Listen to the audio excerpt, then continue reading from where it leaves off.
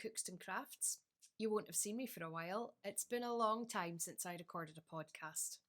And for whatever reason, I decided that today was going to be the day.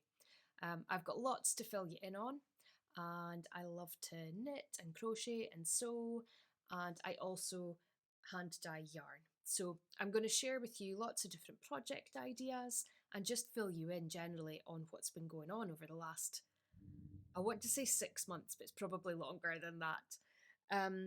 I think I never really got myself into a routine with podcasting. I probably really underestimated the time it takes as well. So hats off to all you podcasters out there.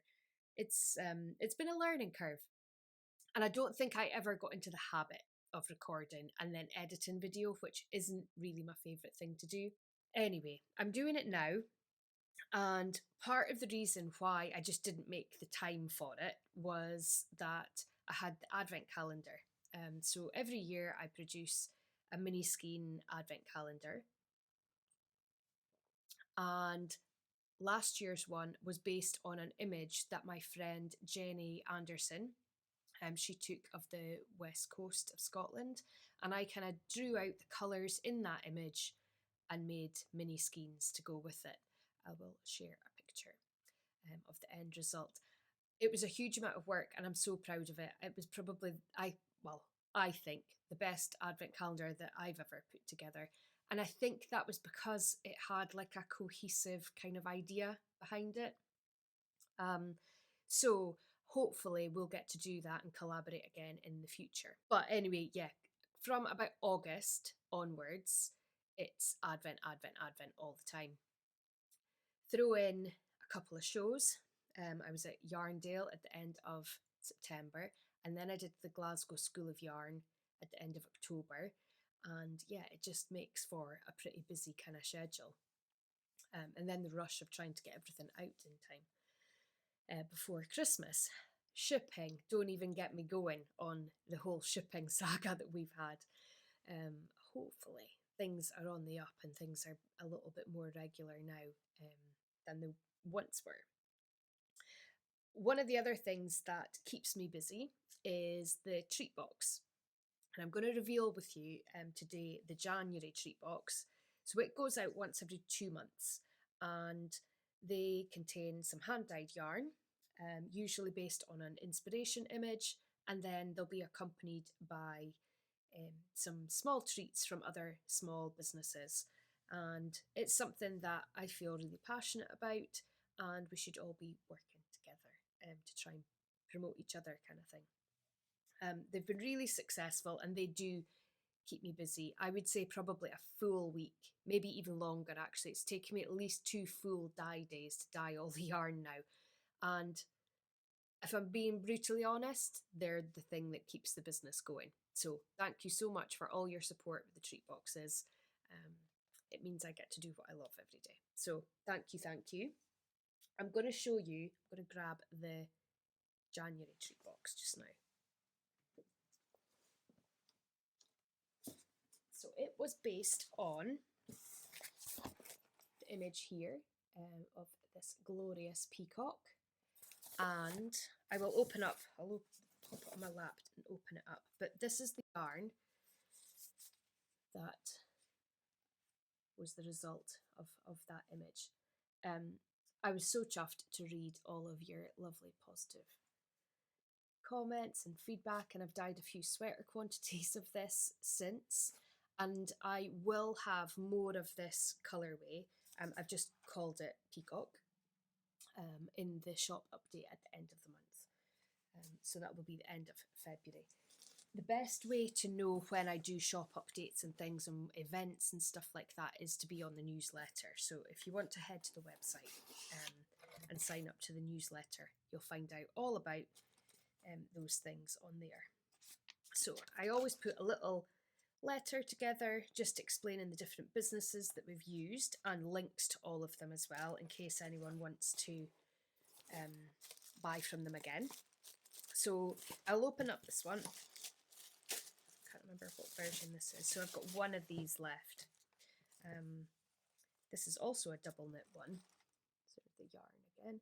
So lots of turquoise, blues, purple pops, and some speckles as well. And it was accompanied by this beautiful notebook by Kate Moby, an artist who does lots of beautiful stationery.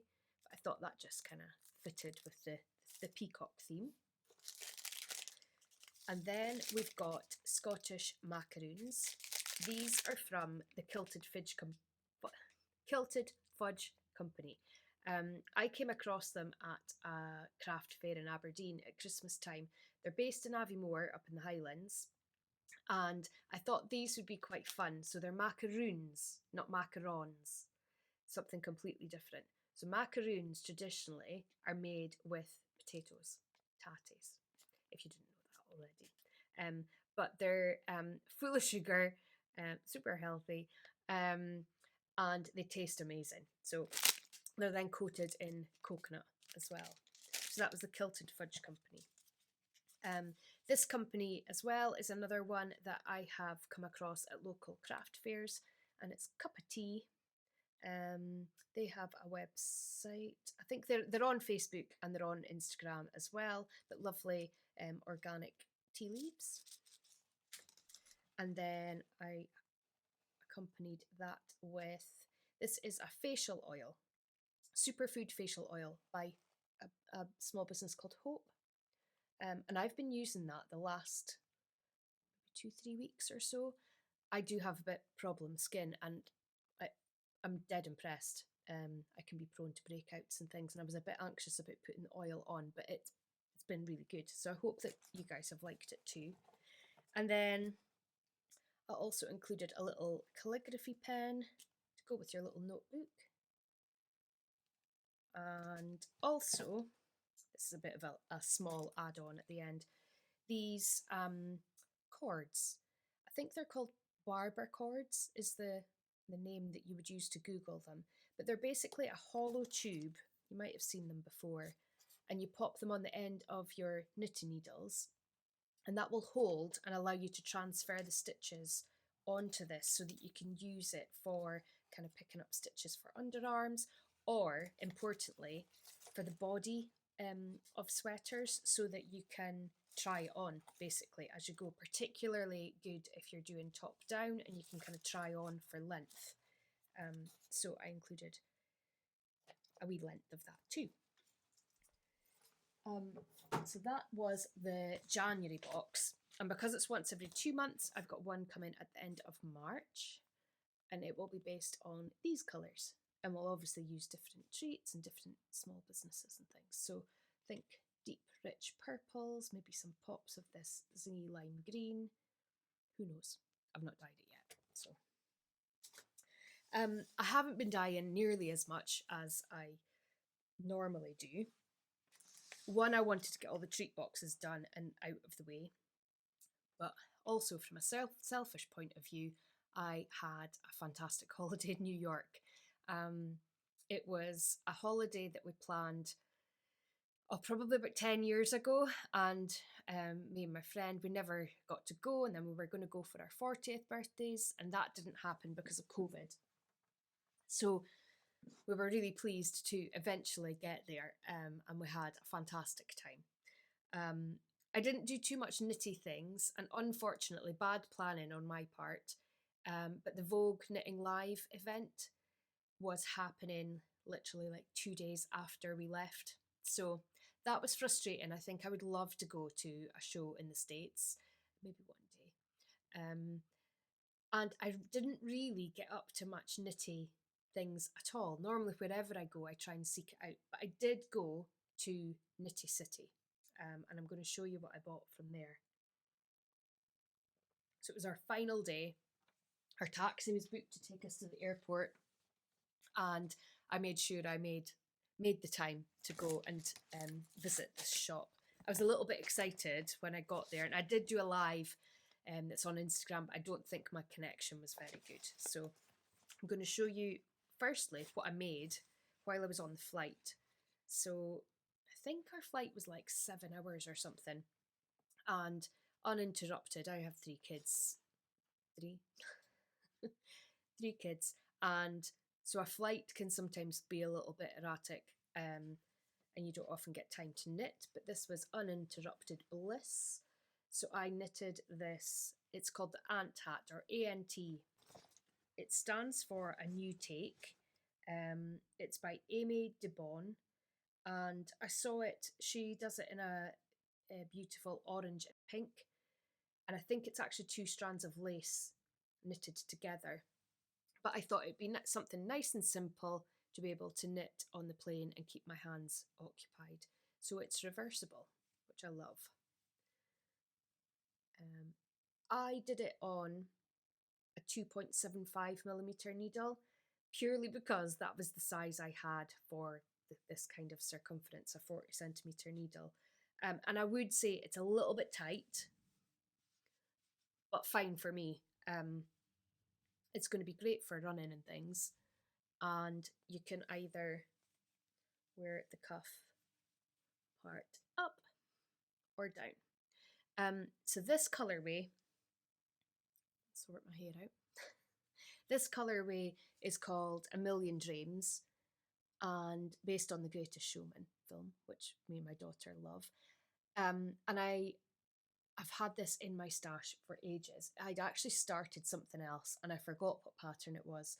So before I left, I thought that would be quite nice to knit with this colour, A Million Dreams, because The Greatest Showman was based in New York. And then I thought to myself, by the time I get to the second colour, I'll buy myself some yarn from Knitty City, or if anywhere else that I came across. So yeah, this green was from Knitty City, and it is by Yarn Over New York. I'll show you the label there. The reason I bought it, I was so excited that I didn't really pay much attention, but it says Times Square, which is where we were staying, just off Times Square. But actually, when I got back home, I realised it's called Teal Owl.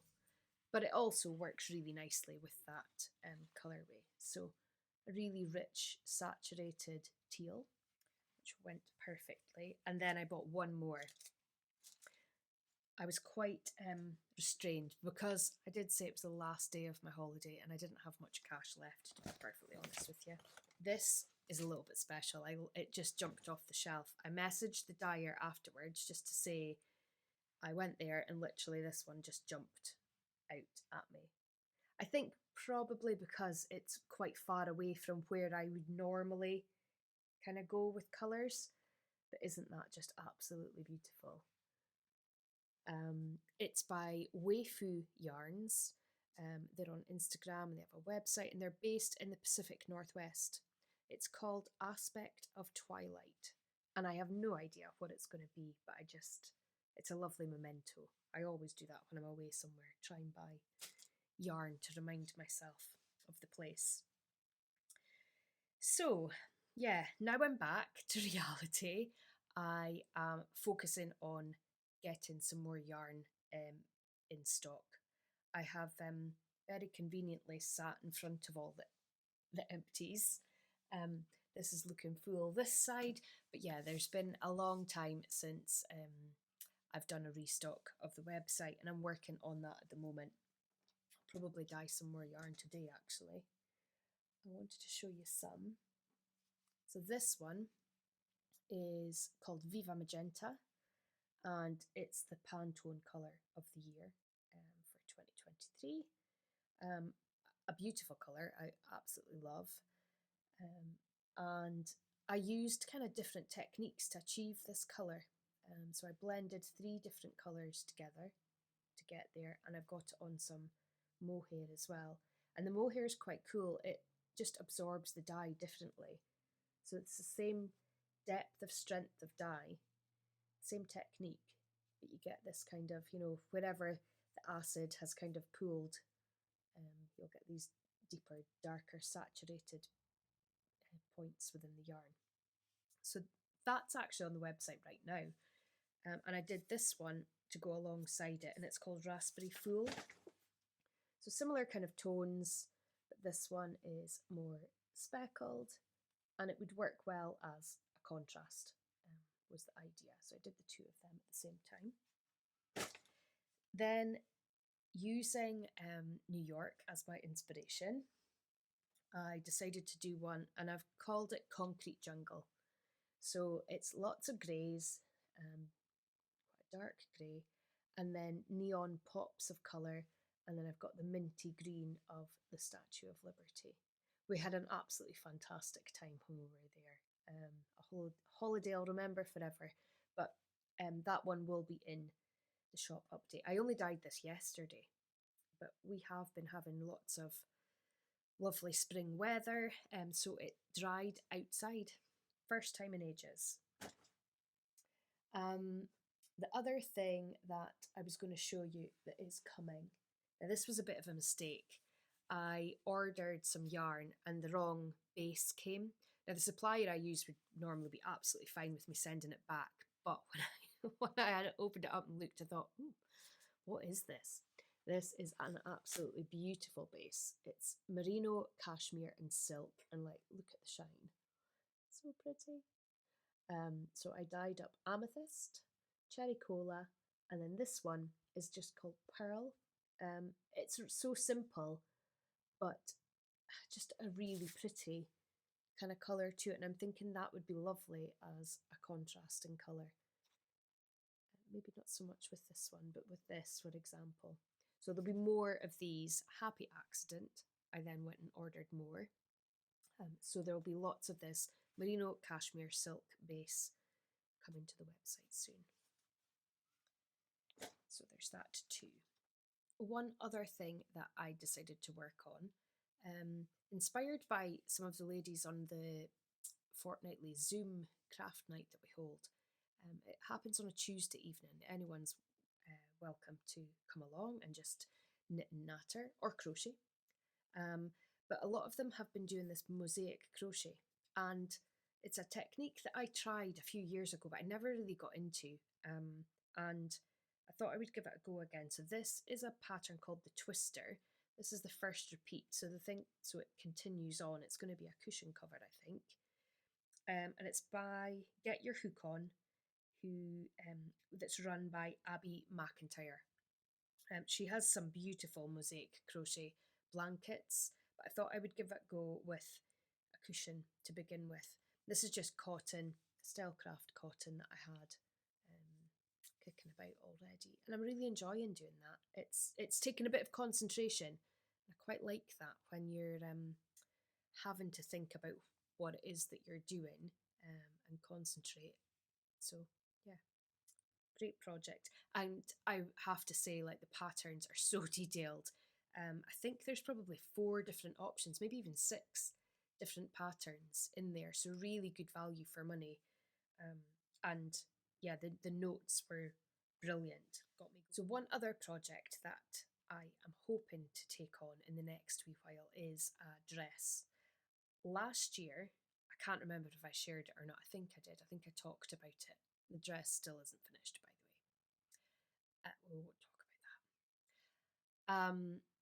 Yeah, last year I had an event to go to, and it was something that I was going to need a nice dress for, and I decided I'm going to try and make myself a dress. And this was literally what I was looking for, something with this kind of halter neck shape.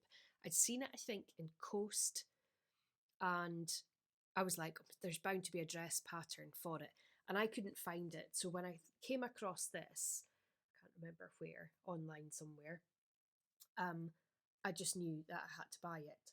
So I bought it from So Essential UK, and it's the Vogue V1883 pattern. But when I read the instructions, all of the instructions were missing for the lining part, so it's fully lined, so it's going to be a fair project for me. But if I'm going to invest this time in it, I want it to be right. So I contacted them, and I have to say they were amazing. They got back to me within maybe 2 hours, and I had the information that I needed. So that was fantastic. I was a little bit gutted. $17.50 for a Vogue pattern. So you want it to be right, don't you? I thought I would just be honest about that one. But yeah, they couldn't have helped more. So Essential UK. Shout out to them. And the fabric I bought, because I need so much of it, I went for one that's a bit more budget, and it's the Minerva soft crepe, and I'm dead impressed. It's lovely. It is going to be lined. It's maybe a little thin, but not too much. Um, and like crease wise, I'm quite impressed. And I think I might be wrong. I will correct it at the bottom if I am wrong, but I think it was $4.99 a metre, which is fantastic nowadays, isn't it, for fabric? When we were in New York, actually, we were staying near the big yellow button. If you know, you know. And we were staying just off Times Square, so there was lots of garment shop. I think it's called the Garment District. So there were lots of fabric shops, and I went in to a couple of them, and there was one particular that had this beautiful like black crepe fabric, and it had like a gold dot through it. It was beautiful. $50 a meter. It was probably the most expensive fabric in the whole shop because I can do that. I have that power. So I had to walk away from it. Can you imagine? $50 a meter. Everything was so expensive when we were there. So no fabric came home with me, but some yarn did. That's good.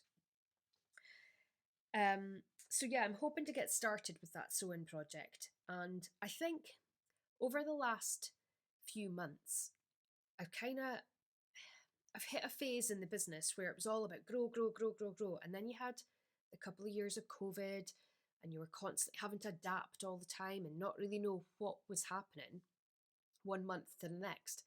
You just kind of flew from one idea to the next. And now I feel like I've kind of hit the zone where I need to just make everything manageable and get a little bit of life balance back again to this business originally started teaching classes and have had a few crochet workshops in the last couple of weeks, and I've absolutely loved it. It's been great to get that, connection with people and have people in and not just be a products based business. Don't get me wrong, I love being in the new dyeing space. Everything is so much more efficient than it used to be, and I love being able to go away and create by myself, but there's nothing quite like having people here. So I have to kind of get the balance right with shows as well, because as you can probably imagine, it's a lot of work to pack everything up and travel. Because we're in the northeast of Scotland, everywhere is travel, and I need to consider that and factor that in when I plan shows.